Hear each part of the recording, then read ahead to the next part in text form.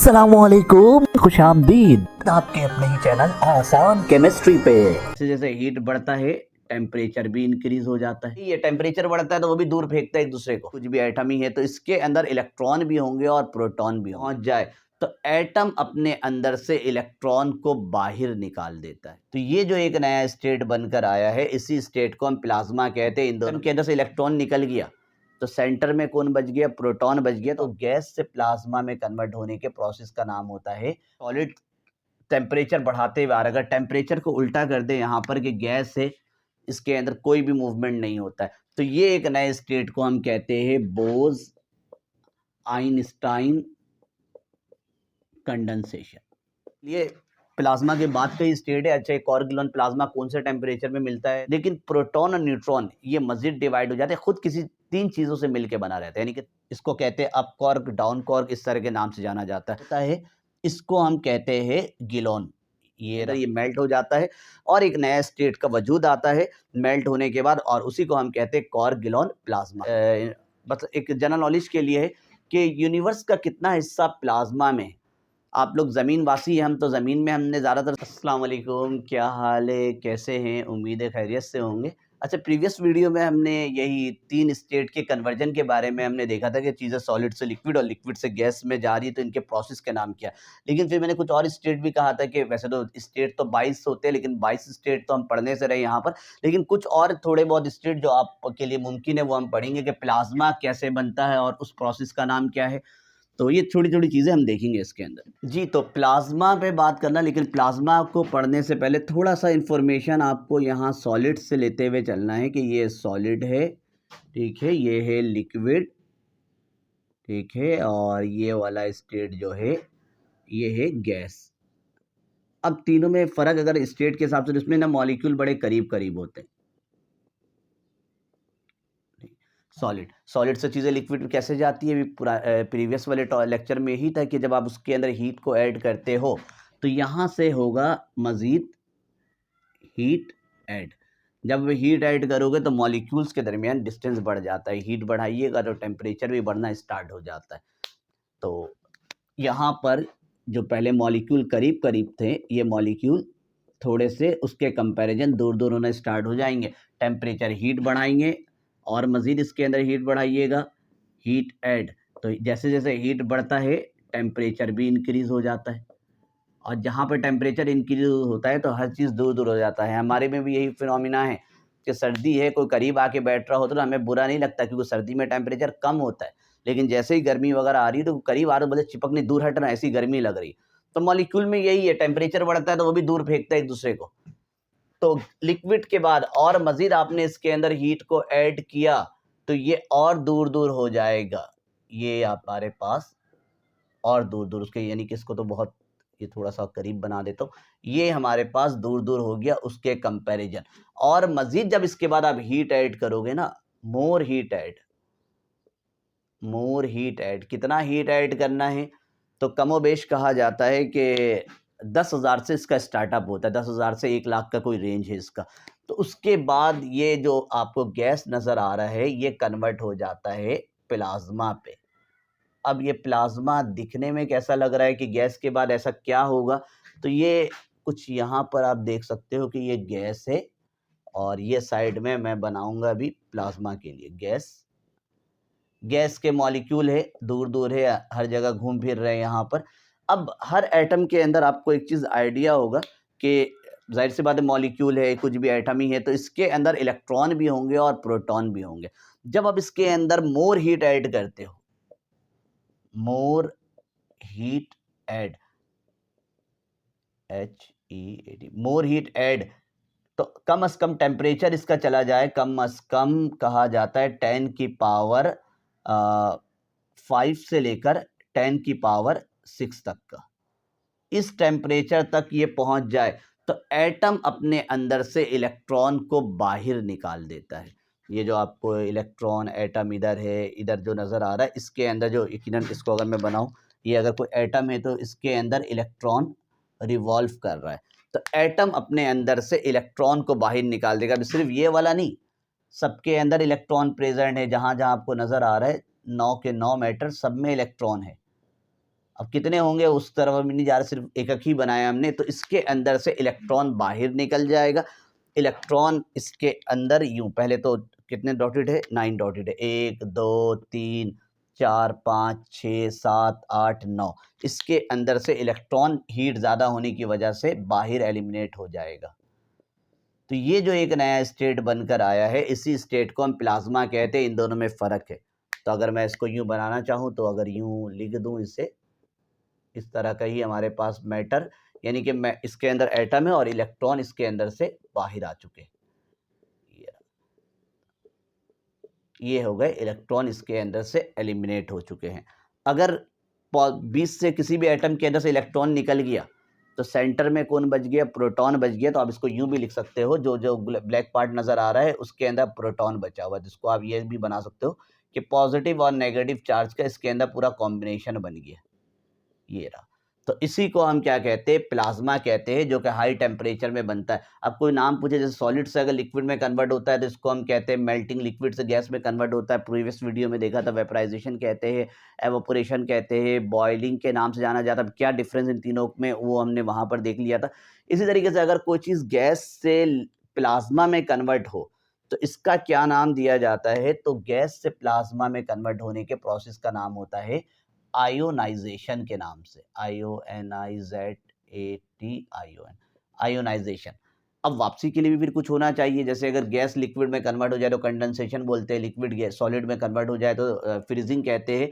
तो अगर ये वापस चले जाए, प्लाज्मा गैस में कन्वर्ट हो जाए, तो इसको हम कहते हैं डी आयोनाइजेशन।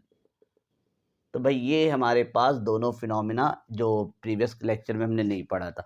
इसके बाद अगर हम देखें यहाँ पर कि सॉलिड हो गया, सॉलिड टेम्परेचर बढ़ाते हुए आ रहा है। अगर टेम्परेचर को उल्टा कर दें यहाँ पर कि गैस है, आपने इसके अंदर से रिलीज हीट किया, ठीक है, रिलीज हीट किया तो लिक्विड बन गया, लिक्विड से और मज़ीद आपने हीट को रिलीज किया, रिलीज हीट, तो ये सॉलिड में बन गया। और टेम्परेचर अगर वहाँ पे इंक्रीज़ हो रहा था तो इस फिनोमिना में चेक करेंगे तो मुसलसल यहाँ पर आपको टेम्परेचर डिक्रीज़ होता हुआ दिखेगा। जब इस तरफ जा रहा है तो ये टेम्परेचर डिक्रीज़। अब आगे फिनोमिना ये है कि और मज़ीद आपने उस सिस्टम के अंदर से हीट को निकाल दिया, तो ये जो सॉलिड नज़र आ रहा है ना, ये नॉर्मल फिर आपके पास टेम्परेचर बहुत ज़्यादा कम हो जाता है और ये कन्वर्ट हो जाता है BEC, बोज आइंस्टाइन कंडेंसेशन पे।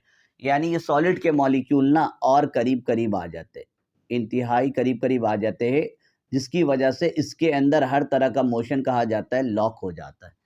जैसे यहाँ पर भी मॉलिक्यूल मूव कर रहे होते हैं, भले सॉलिड में कोई वाइब्रेशन मोशन ज़रूर होता है, इसके अंदर तो हर तरह के मोशन मूवमेंट करते रहते हैं, इसके अंदर भी मॉलिक्यूल मूव करता रहता है।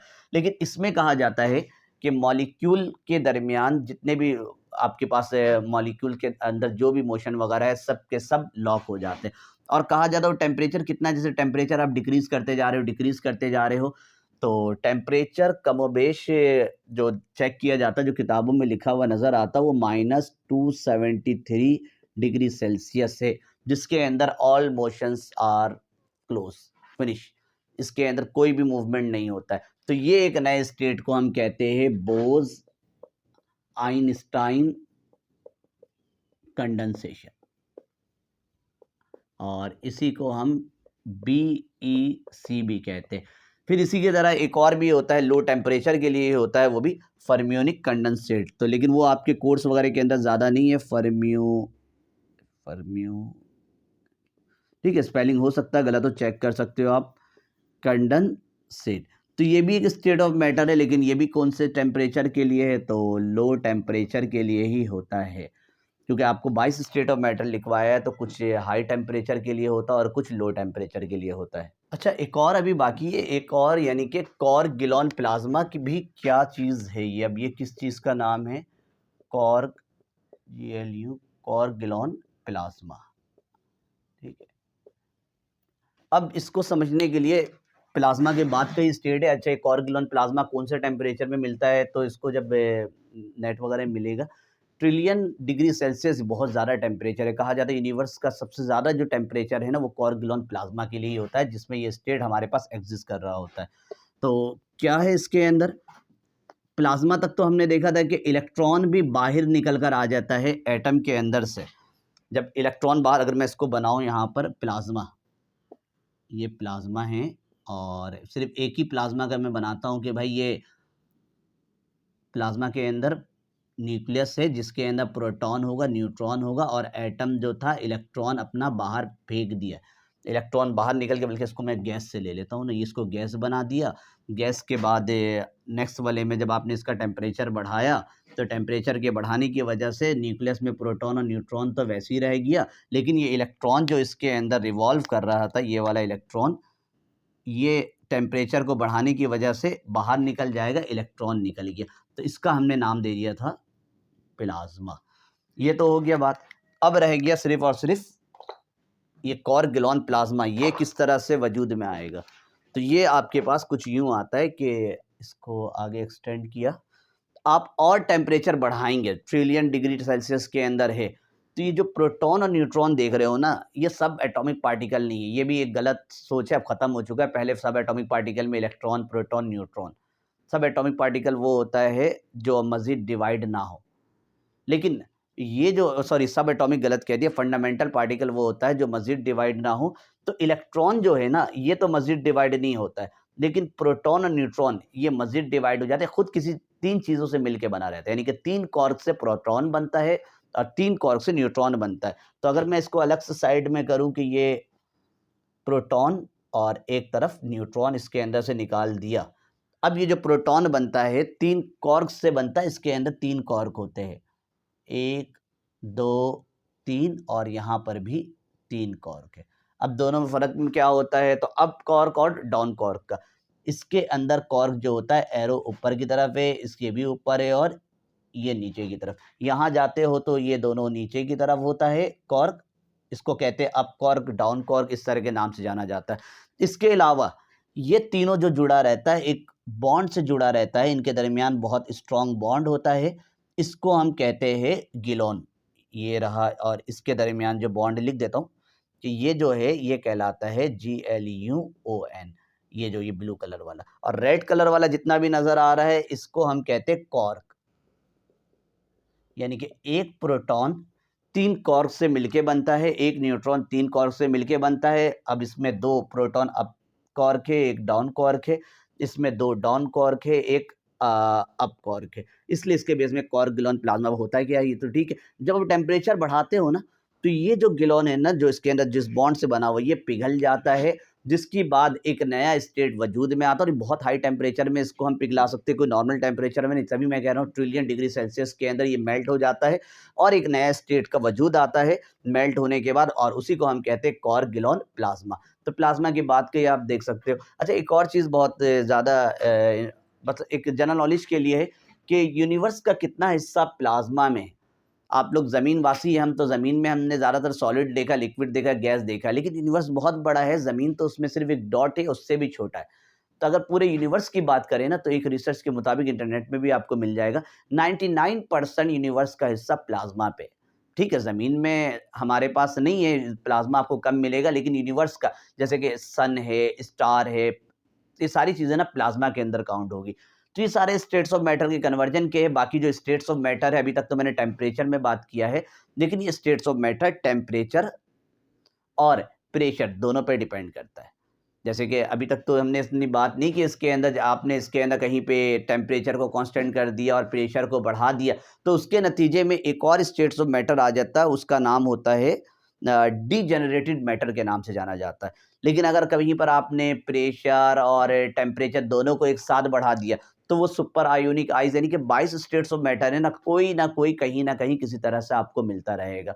तो ये आपका जो अदर स्टेट्स ऑफ मैटर के बारे में जो डिटेल था वो मैंने आपको बता दिया। बेसिक तो हमारे पास, हमारे ज़मीनवासी है, तो ज़मीनवासियों के लिए तो 3 ही नज़र आएगा ज़्यादातर, सॉलिड, लिक्विड और गैस। बाकी ये जो 3-4 स्टेट जो इसके अंदर लिखा है कि एक इधर बोस-आइंस्टाइन कंडेंसेशन है, एक फर्मियोनिक कंडेंसेट है, एक कॉर्गुलन प्लाज्मा है और एक आया था यहाँ पे प्लाज्मा। तो ये 4 एक्स्ट्रा और जो इसके अंदर जो आपको पता होना चाहिए, अब तो ये पढ़ाना स्टार्ट कर दिया बहुत सारी जगहों पे।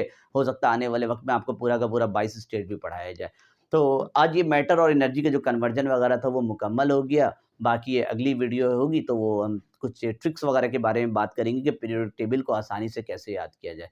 तो बाकी आप देखते रहें, जो लिंक वगैरह वो डिस्क्रिप्शन में ऐड कर दूँगा, नोट्स वगैरह भी आपको वहाँ से मिल जाया करेगा। मिलते हैं अगली वीडियो पे, तब तक के लिए अल्लाह हाफ़िज़।